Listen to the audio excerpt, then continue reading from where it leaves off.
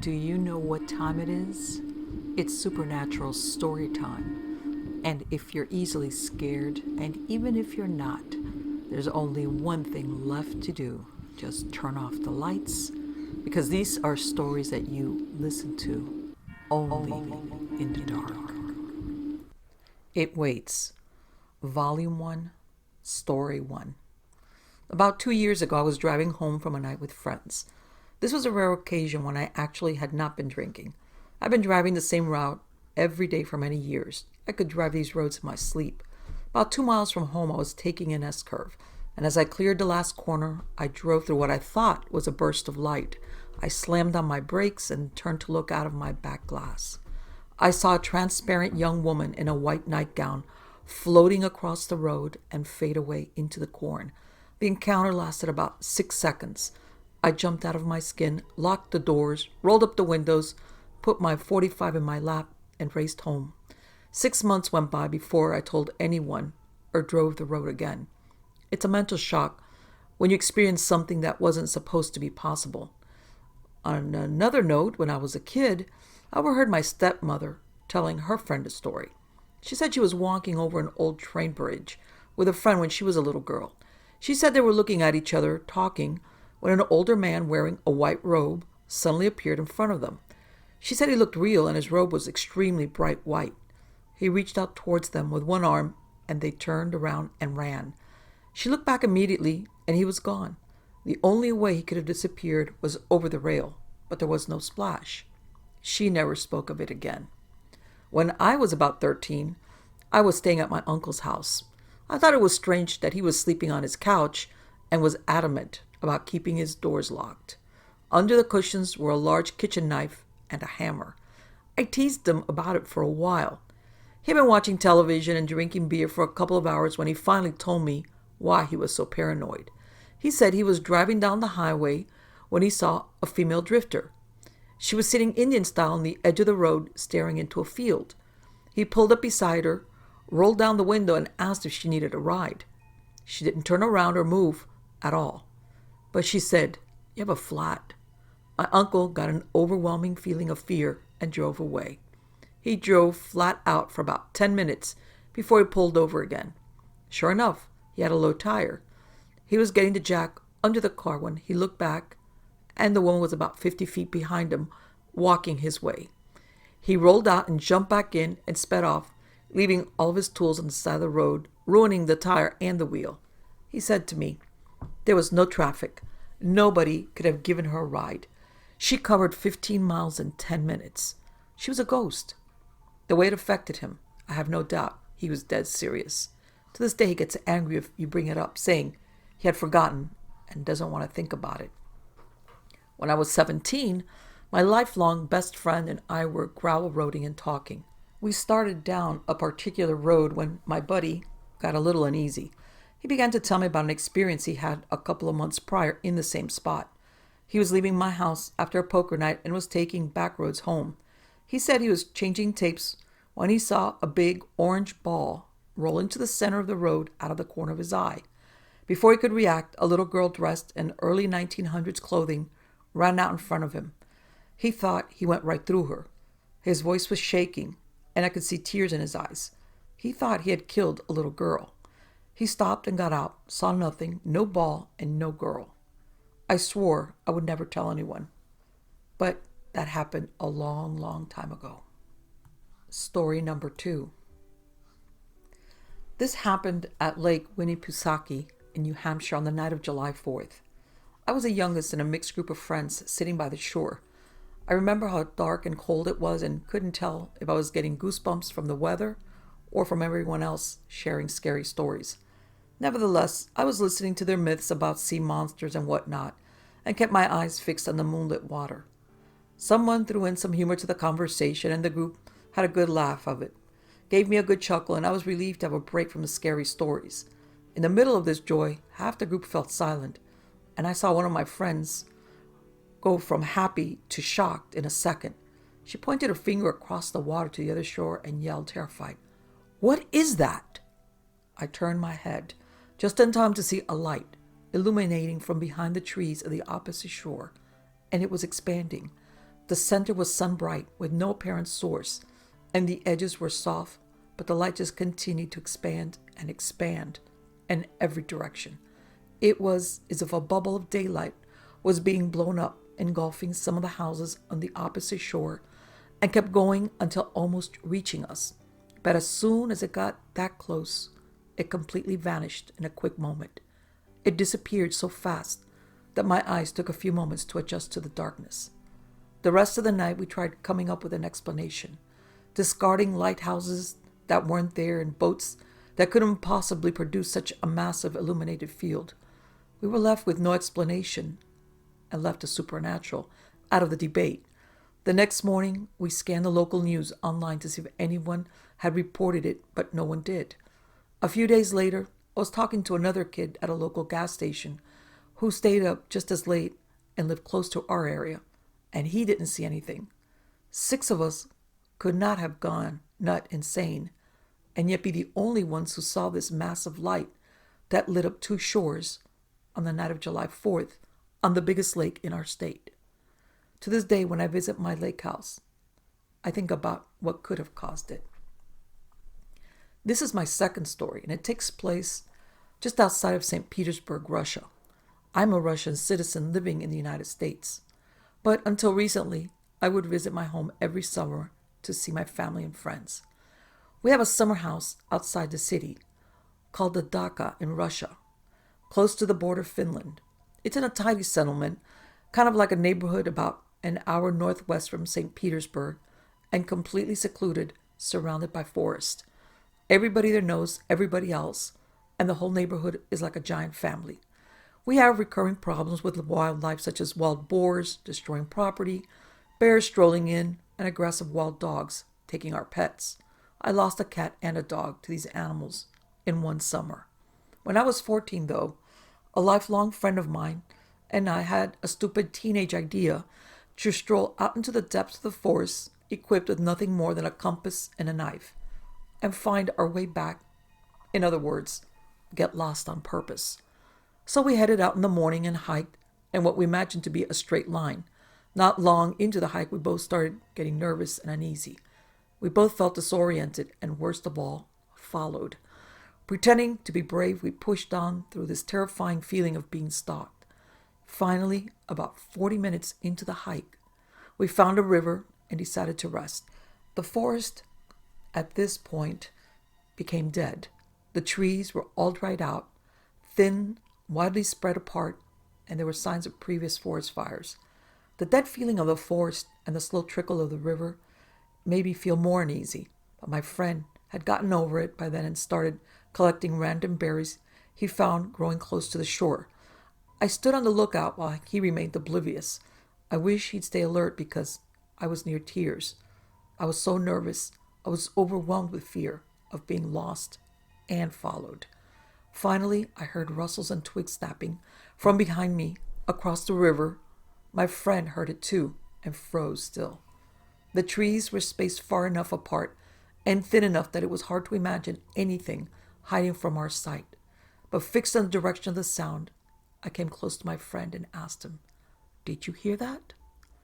My friend didn't answer, but instead changed colors, like a chameleon to stone white, and his eyes just seemed to pop out of his head. The fear on his face made my heart sink, and I dreaded finding out what he saw. He simply screamed, horrified, "Run!" and took off in a seemingly random direction. I was caught off guard, but when I looked across the river, I saw a man wearing a dark cloak and a black rag on his head, crouching, watching me. He stood up and watched me. Then my eyes saw the knife he was holding.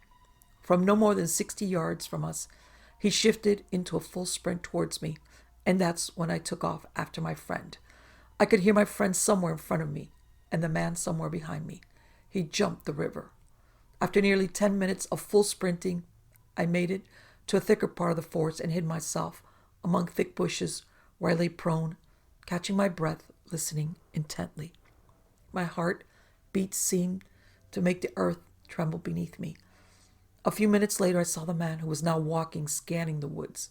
He aimlessly walked about, and I watched him eventually walk off into the wrong direction and disappear in the distance. But I remained still for what seemed like an hour, constantly holding my breath at the slightest noise.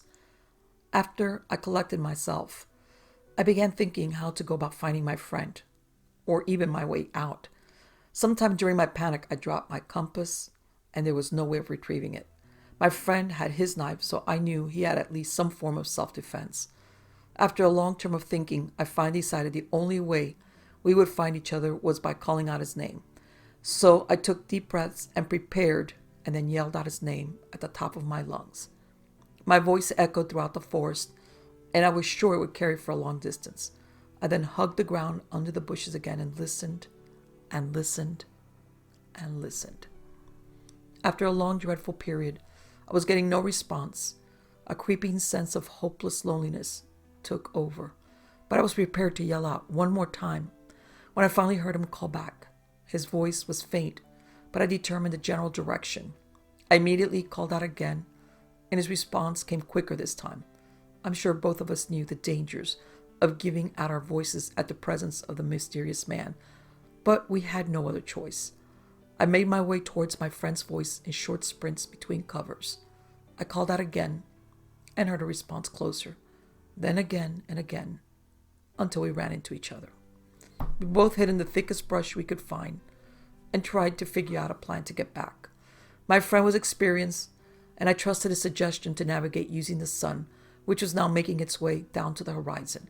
We walked towards the direction he had proposed, east, constantly scanning our area and periodically taking cover. We believed we had lost the man. Eventually, a rustle in the woods startled us again, and we quickly took cover. A dog came running through the woods with its tongue out. We quickly recognized it as one of our neighbor's dogs. It found us hiding quickly, and it came to us when we revealed ourselves, and we were relieved to greet it. Shortly after, our neighbor came into view, so we ran to him and told the whole story. He escorted us safely back to our homes. We were more than a kilometer off course, and reported our story to our parents. One of the other neighbors was present, and he quickly said he'd seen such a man in the woods himself, and believed he was a bandit or a homeless fellow, either way with murderous intent. Practically every man in the neighborhood armed themselves that night and swept the perimeter in the woods to make sure the man wasn't anywhere close by our settlement and didn't find him. My friend and I were of course punished and taken back to the city where we spent the rest of our summer. That was better in my opinion than being slaughtered in the woods or hopelessly lost. We got very lucky that our neighbor was out mushroom picking that evening with his dog. Otherwise, we might not have found our way back. Story number 3. This story dates back to the early 90s. I was newly married and recently moved to New Hampshire from Ohio. It was southern New Hampshire, and we lived in an old house on a main road in our area. Our neighbors to either side of us were separated by an above-average sized lot of trees. One night, I was getting ready for bed, and my wife, who was laying in bed, jumped up with terror in her eyes and voice and asked me if I heard that. I said, "What?" About that time, I heard what I was certain was a woman being beaten or raped in the patch of woods outside our room. We knew the girl that lived next to us, separated by the patch of woods. My wife immediately called her. She was there, but had not heard anything. When my wife hung up the phone, we heard the scream once again. I threw on some clothes, grabbed my .357 and a flashlight, and began to patrol the perimeter of the woods. I followed a path through the woods over to where a friend lived and checked around their house. Found nothing at all. When I got back home, maybe 10 minutes later, we called the police in our little town. The dispatcher told us that she would send a patrol over, but it was most likely a fisher cat. She said it was mating season and that their call was very much like a woman's. I guess because I was from the Midwest, I had never even heard of the animal. Another weird part of the story is, less than a week later, a co-worker of mine heard what he thought was his little girl screaming outside. He went running outside about 8 p.m., and on his way outside, he saw a little girl in the kitchen, his little girl. He called the police about a little girl screaming in the woods, and he got the same answer I got. He grew up in Massachusetts and New Hampshire and had never heard of a fisher cat. Who knows what that is? Next story. I grew up on the Tennessee, Alabama, Georgia border west of Chattanooga. Not in the sticks, but definitely a rural area. My parents had a 10-ish acres of woods behind the house and a kit-built log cabin. The house was on a level area about halfway up a steep hill, and I mean steep. It was work to pedal up the thing on a bike. Turn right out of the driveway and you go down the hill and up another one before you get to another road, but go left out of the driveway and you go to the dead end at the top of the hill. The house was 2 stories with living room, kitchen, laundry room, master bed and bathrooms downstairs, and 2 bedrooms and a bathroom upstairs. I have one brother, younger than me by just shy of 11 years. Our bedrooms were upstairs, mine above my parents' bedroom overlooking the side backyard, and his above the kitchen facing the detached garage. A house had a deck between the garage and the house. The house had always had kind of a weird feeling about it, but when my brother was about 2 or so, things got strange. Things would go missing and reappear in plain view later. Things would break. Once the toaster oven turned itself on while my dad was in the shower. Nobody else was home. The only reason the house didn't burn down was he smelled the smoke and came running out with a fire extinguisher. But around his 3rd or 4th birthday, my brother asked for a tent to go over his bed so he wouldn't have to see the face in the window at night anymore. Completely out of the blue. Well, we'd known he was having trouble sleeping, but this was the first we'd heard of it. He said the pale face had been there most nights for a while, and it was scaring him.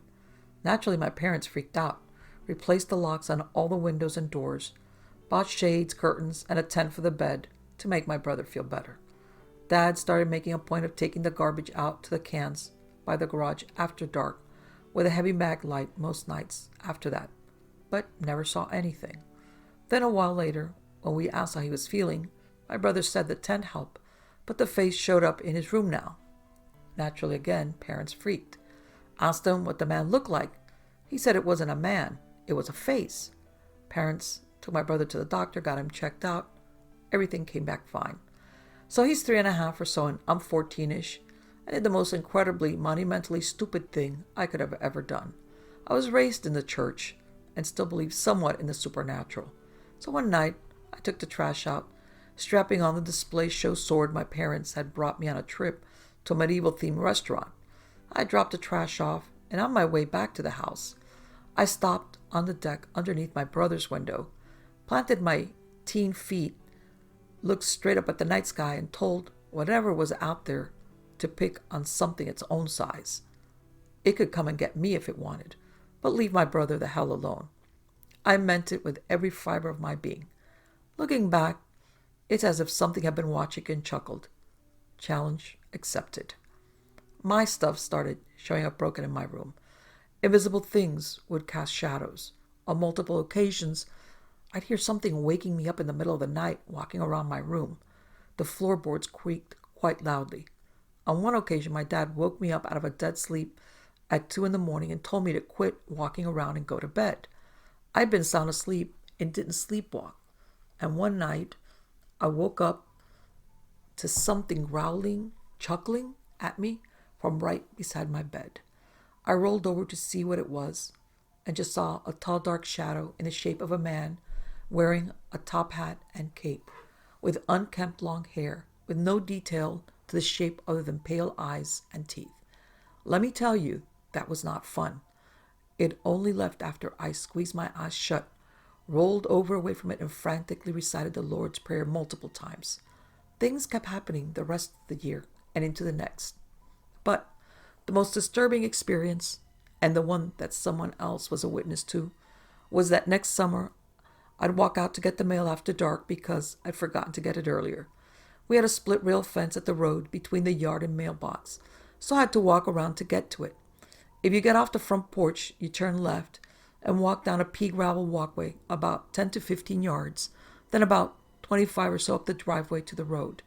Then the mailbox is 3 or 4 yards to the right. So I take a flashlight because we'd seen a snake sunning earlier that day on the driveway, and I don't like snakes. And the porch light is the only light aside from a dim street light about 100 yards up the road. And I'm standing there getting the mail out of the mailbox and hear what sounded to me like a person lazily walking up the hill from my right. In other words, downhill. It sounded like boot heels, a sharp tap-tap sound that carries. I shrugged, figured somebody's out for a walk and Didn't think anything about it, but turned halfway to see if it was our neighbor from across the street or the one from up the hill. I didn't see anything. I looked again, this time with a flashlight. Nothing. As I shined the flashlight, the sound stops. So I kind of shrugged again and went back to flipping through the mail and walking towards the driveway. The sound picked up again at a faster pace from behind me. I stopped, turned, swept the flashlight up the road. Nothing. And the sound now keeps coming. I turned up the driveway a little faster, but not quickly, thinking, don't act like prey.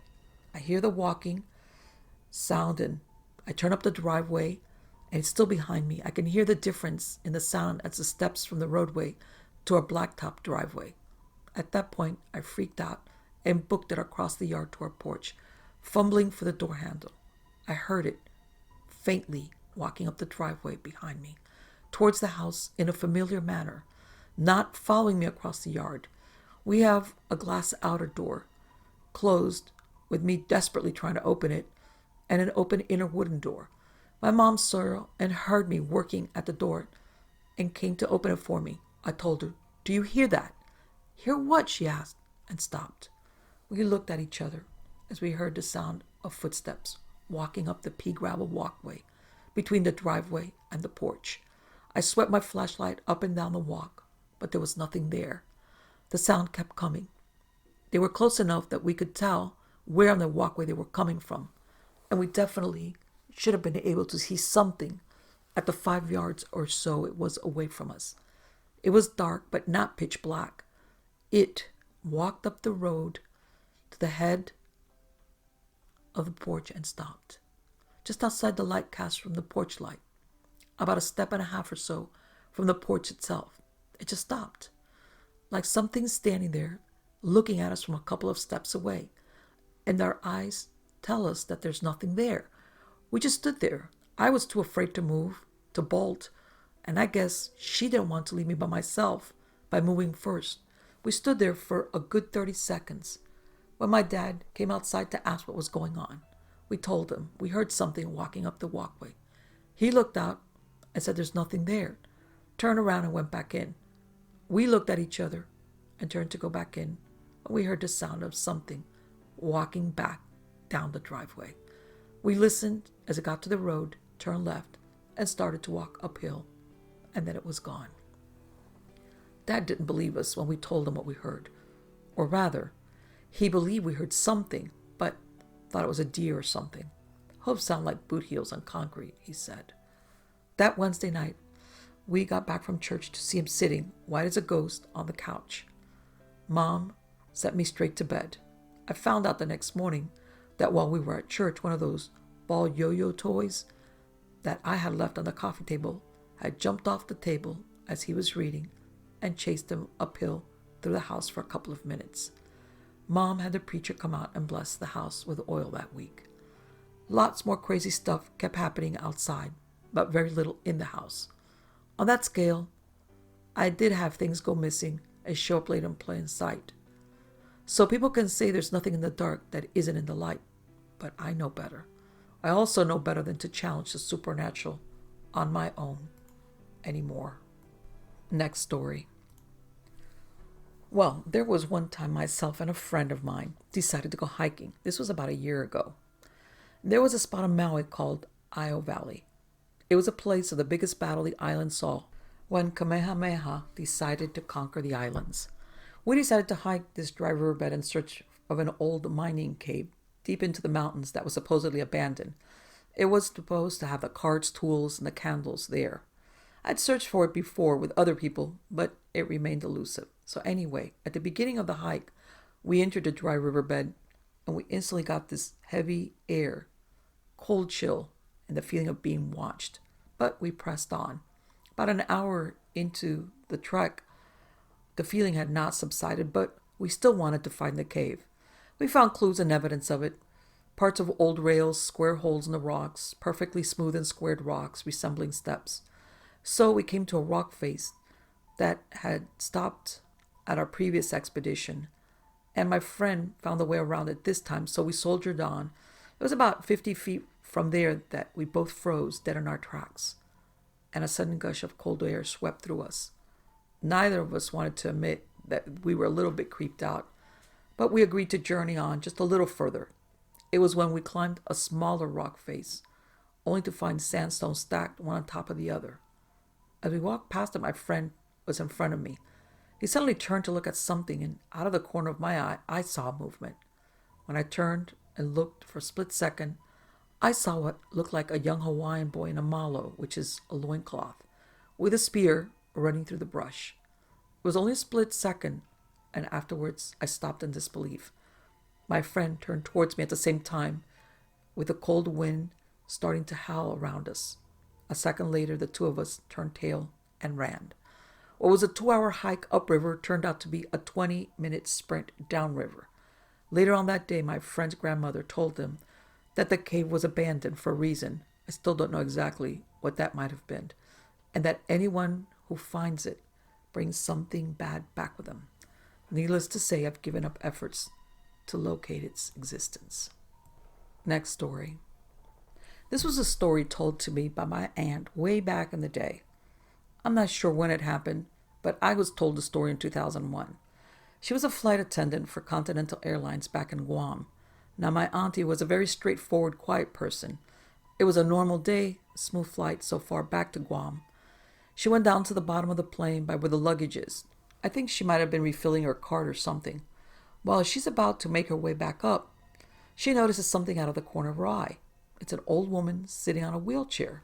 She thought it was strange, but went up and approached the woman. She said, "Ma'am, you're not supposed to be down here. How did you get here?" The old woman smiled and said, "Oh, I'm traveling with my husband, Ronald. He's sitting in seat E2. My aunt goes back up and finds seat E2. She ends up finding a man named Ronald and asks if he was flying with his wife.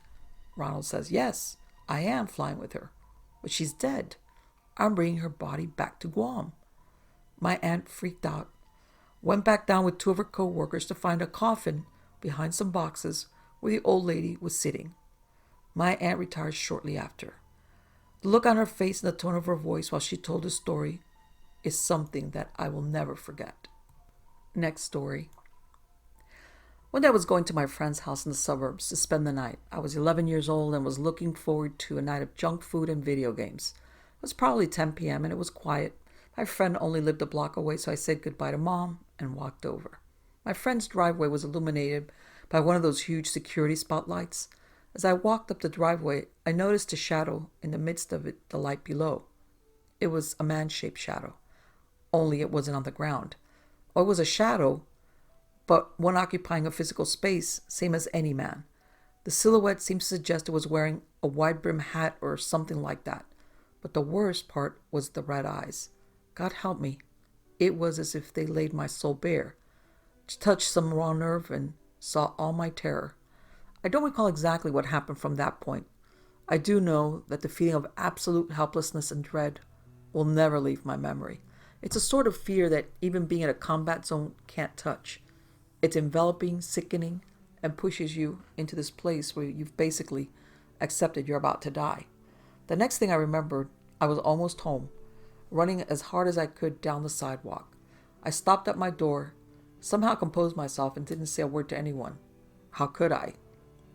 In time, I learned, probably from Art Bell or some craziness, of the phenomenon known as shadow people.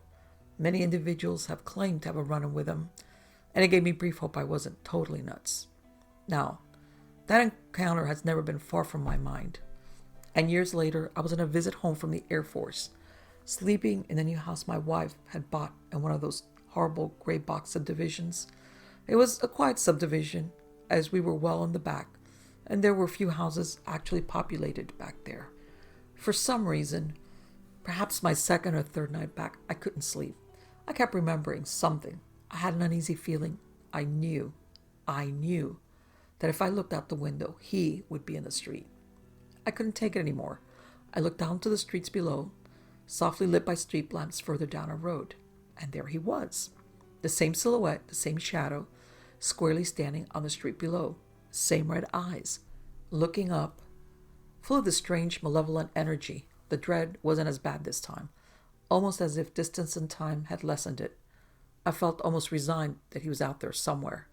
I left the window and went into a strange dreamless sleep, somehow refreshed when I woke up. Now, as I mentioned, I enlisted in the United States Air Force and was stationed on a Spanish base back in the semi-desert of Andalusia, right along many of the old frontiers between the Moors and Christian. Our tiny detachment was on the far, far side of the base, well out past where anyone else went. Beyond us was a landscape not unlike that of West Texas or New Mexico.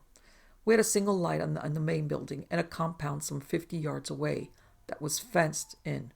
As we were doing space surveillance, it was very important there was little light pollution.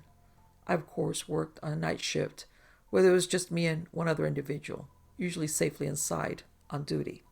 A few creepy things happened there.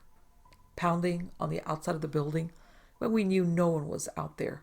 And one evening, while doing some work in the office, I heard footsteps walk past my open door, despite the place being abandoned and no one being there.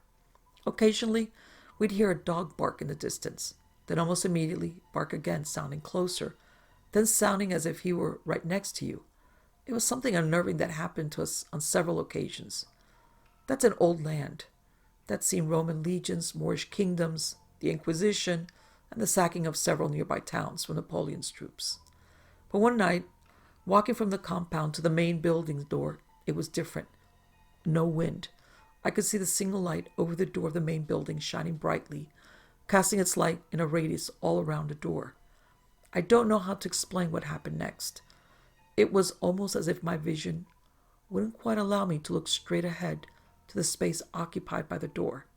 There was a feeling of dread, and when I did, I almost wasn't surprised by what I saw. The shadow stood, nearly as high as the door. Its head seemed bowed, and as I began to raise it towards me. I had the feeling somehow if I saw those eyes this time, I was lost. I turned and walked back to the compound. Strangely, this time I didn't run. I felt everything around me in perfect clarity, almost as if I was in control, as never before. It felt like running would be a mistake, almost as if it were playing some game with rules I didn't completely understand. After all these years, it's almost like we're regarding each other as acquaintances. That's probably the wrong word. There's something malicious and terrifying about these images. I'm a Christian man, and no, I'm not completely crazy. My wife thinks it's an overactive imagination, and maybe she's right. But I do know he is out there. And just as sure as I know I saw something, I know in my heart and soul, it won't be the last time.